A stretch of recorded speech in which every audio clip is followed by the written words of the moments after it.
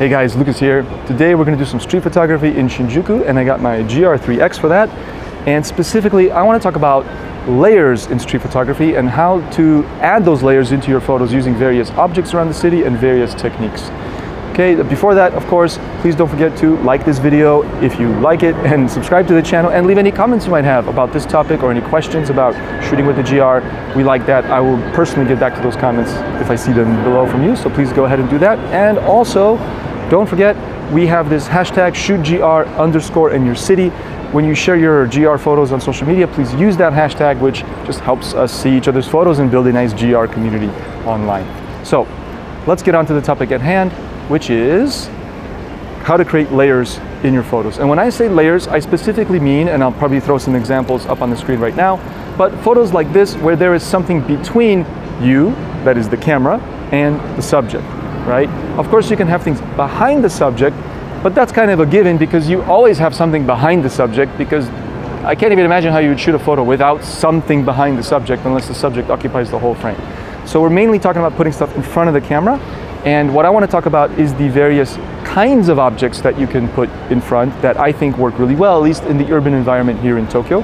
And of course, the settings that are going to be most conducive to, make those kinds of framings and subjects look good.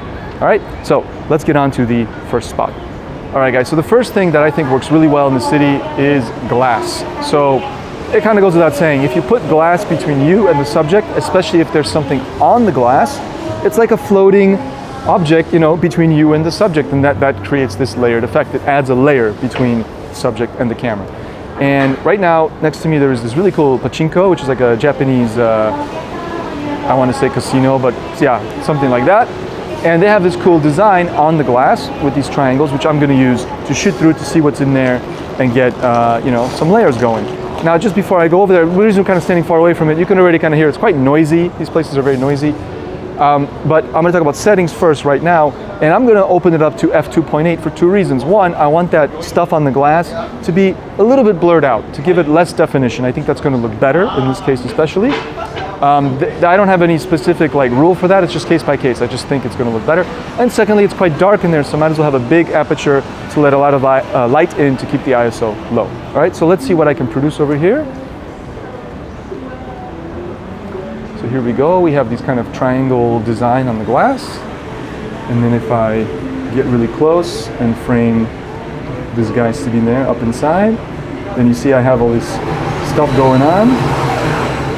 Oh yeah, that's beautiful. And you see on f2.8 my ISO is actually 800 on 250, so I'm gonna maybe slow it down to a 50th and have f2.8 and now only 100 ISO. And I'm just snapping away, taking a bunch of photos with slightly different compositions, working with the scene of the stuff on the glass. Cool. All right. I think I've demonstrated my point. We'll keep going because I think they were about to tell me to go away. I kind of had this instinct that they're going to come and tell me to stop shooting here because, they don't want people photographing the other people gambling. But I shot it in such a way that you couldn't see people's faces, so I'm okay with that. I think I'm ethically in the clear. No big deal. All right. I wish I framed that last one ever so slightly differently, but maybe a slight crop will be okay. But okay. So there you go. Tip number one, or concept number one for adding layers to your photos. Put some glass between you and the subject, especially if that glass has something on it. Or another way would be if the glass was reflecting something. But we'll talk about reflections later on. All right. So the next thing we're going to use is what I like to call frames. This is just any object that has some opening, some kind of shape, and then some opening that you shoot through, and then you have this object in the foreground and an object in the background. And here we actually have a bonus because we have a frame, a subject, a shadow, another frame, and then the street in the back. So we're going to shoot through this structure here on the side of the metro entrance, and there we go. And by the way, for this one I'm using f8 because it's so sunny here. I got plenty of light, and then I'm using snap focus set to 3.5 meters. And what I want to get is, shadows of people on that back wall, as well as the actual person, as well as these little arches in the foreground, their shadow, and then the other arches in the background.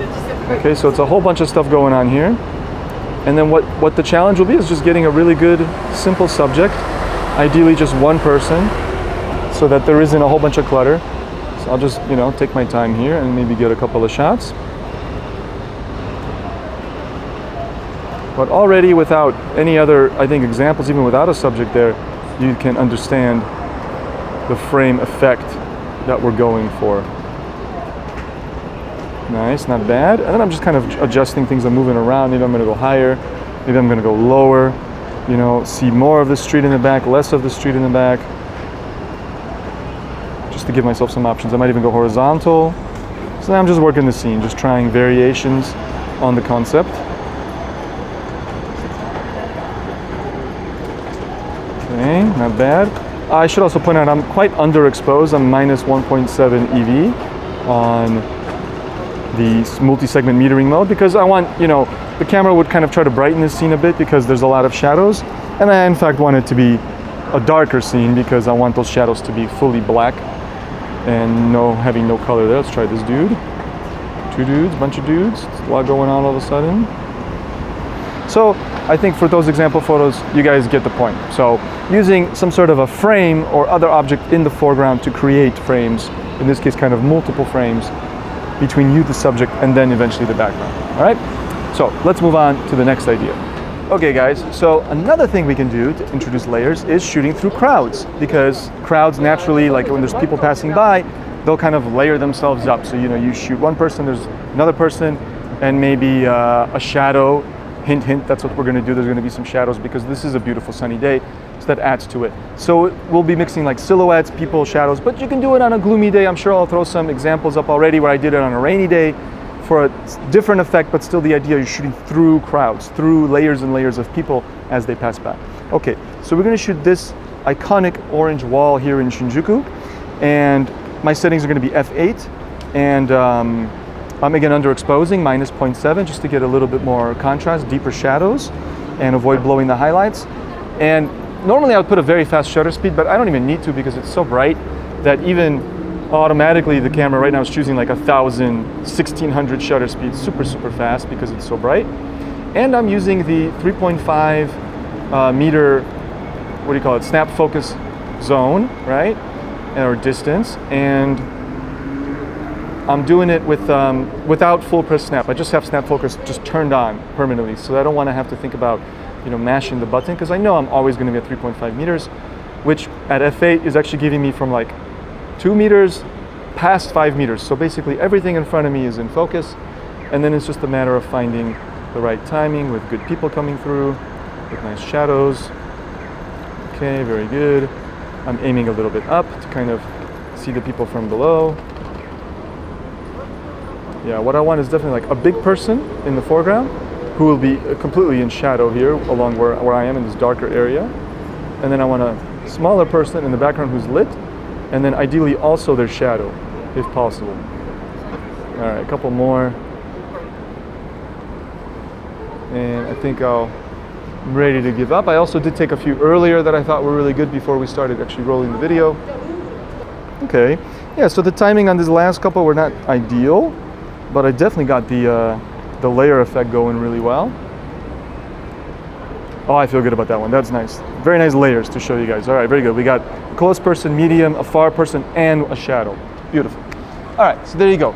Using crowds, this is one case, but there's infinite ways to use a crowd of people to give you guys some layers, especially in a crowded city like Tokyo, and especially in the daytime, because I think for this kind of shot, you definitely need a smaller aperture to get that depth. Otherwise, everything's kind of out of focus. You get a lot of bokeh. It can work too, but it's not ideal in my opinion. All right, let's move on to the next concept. Another thing we can do, we already talked about glass when shooting through it, but we can also use glass or other surfaces for reflections. The idea being that part of the frame will reflect something behind us, while the other part of the frame will show what's in front of us. So therefore we get this double or sometimes more layer effect. So there's a cool little thing over here that I like to use. It's gonna be a little bit surprising, but these little tiny chrome buttons on the glass. So let's go check that out. And this should be nice for adding some layers to our scene. Okay, so here on this window there are these tiny chrome buttons, and I'm going to do snap focus for 5 meters because actually I want to focus on what's behind me in the button itself. And so as people walk by, we will see that I can see them in this little chrome button, but I can also see the people behind me in the glass, which are kind of not behind me, but in front of me through the glass, I should say. And so those two worlds sort of collide. I can see outside and inside in the same time, which means that when it comes to timing, this is a really tricky shot because I need to try to time what's happening inside and outside. And of course my camera's moving a bit. And when I move it, I see a slightly different thing in this button, like the perspective changes a bit. So this is a tricky one. Also, I am seeing some reflection in the glass itself, right?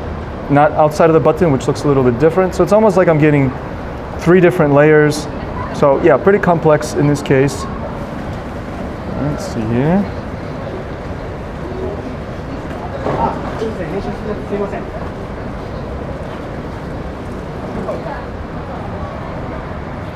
All right, I'm gonna stop it there. I think I did what I could. I definitely got the layer concept clearly showed. And you can see with the sun on me, it's extremely hot and bright here today. All right, so there you go, using a reflection plus glass, plus through the glass. So kind of a combination of the first tip, but mainly about the reflection here. And that's looking really good. Maybe well, he turned around. There was a guy coming, I thought he might be interesting. All right, let's move on to the next tip.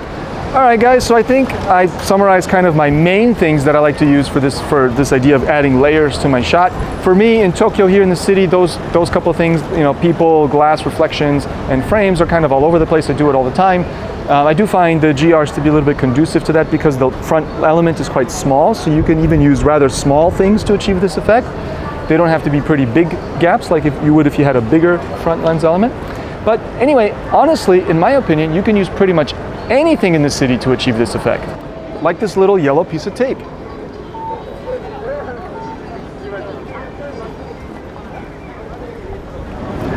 Like a little bit of pink on the car.